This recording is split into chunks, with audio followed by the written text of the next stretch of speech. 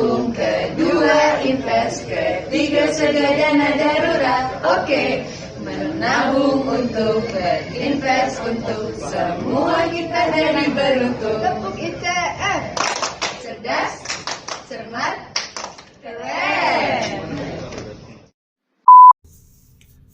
Selamat pagi, ketemu lagi dengan gue Lembu Tambun di Jurnal Lembu. Ya, kemarin habis libur, hari lahirnya Pancasila. Selamat hari lahir Pancasila.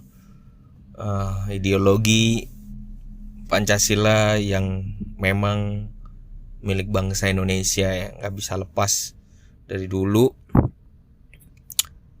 Yang udah gue pelajari, yang udah gue dapet dari kakek gue.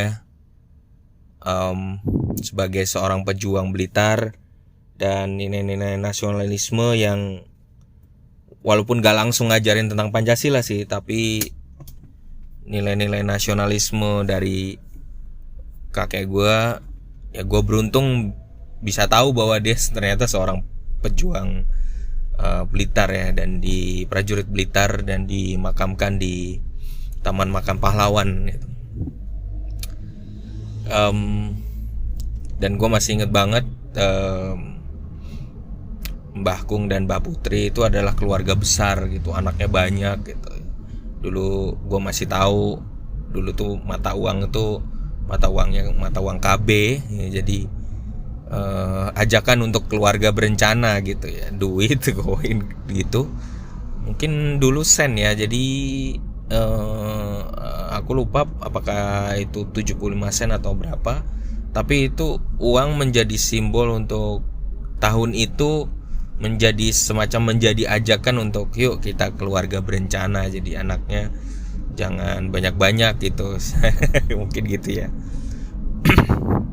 Dan itu sayang sih gue nggak bisa punya koin itu karena gue masih kecil waktu itu. Cuman gue tahu persis, gue nggak bisa lupa terhadap duit itu karena kadang-kadang gue beli itu buat beli permen karet ya gitu.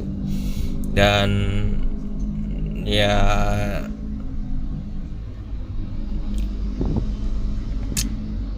Pancasila, nilai-nilai Pancasila itu punya nilai yang sangat luhur banget buat Indonesia. Layaknya kayak bendera aja ya, bendera negara gitu kan nggak boleh sembarangan ya kita injek, kita apa gitu. Sama kayak Pancasila itu nggak boleh kita remehin karena itu ideologi penting, dan harus tahu lambangnya, harus tahu kata-katanya. Perjalanan sejarah Pancasila itu panjang banget juga, dan Pancasila dalam sila-silanya diterjemahkan dalam kehidupan kita. Ya salah satunya terkait dengan keuangan itu ada di sila kelima ya, keadilan sosial bagi seluruh rakyat Indonesia gitu. Dan itu bicara soal kesejahteraan ya, di sila kelima soal kesejahteraan. Menerjemahkannya dari sila kelima itu soal kesejahteraan. Kalau bicara soal kesejahteraan, karena kita biasa gotong royong kali ya, tepo seliro, nilai-nilai yang bagus tuh gotong royong, tepo seliro, terus kekeluargaan, terus kemudian saling membantu dalam budaya-budaya kita. Jadi sampai sekarang makanya masih tetap ada kan yang namanya arisan, masih tetap ada kan. Gua nggak tahu kalau lo di situ lu pernah dengar nggak ada arisan keluarga, arisan bapak-bapak, arisan ibu-ibu dan segala macam. Ada kan? Dan sekarang pun juga masih tetap ada kan yang namanya koperasi kan. Koperasi yang dulu itu punya nilai yang sangat luhur banget untuk saling ngebantu.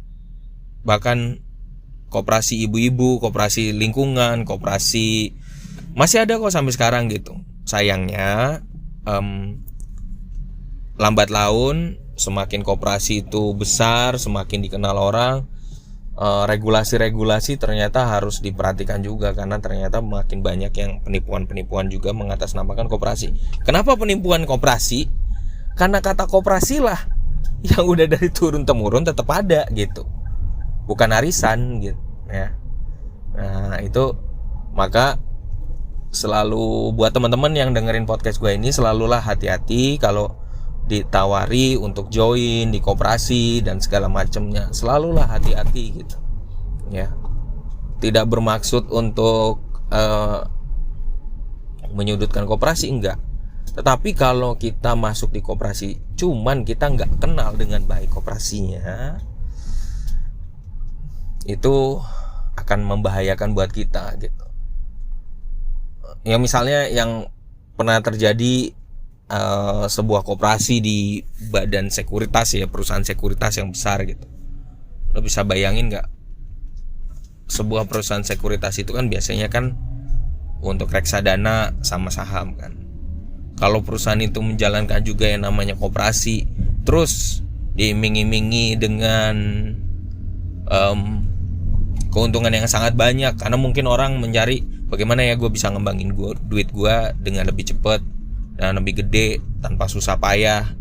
Ya gue pemodal aja gitu. Kadang-kadang kita terperosok di situ saking percayanya. Karena memang kita udah percaya, nggak salah juga soal trust ya.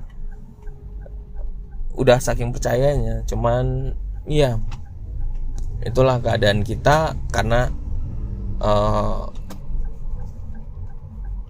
banyak orang yang oknum-oknum tertentu yang ternyata memanfaatkan di balik itu untuk memakai duitnya dengan cara yang salah, atau sebenarnya visi misinya awalnya benar koperasinya, tapi ternyata tidak bisa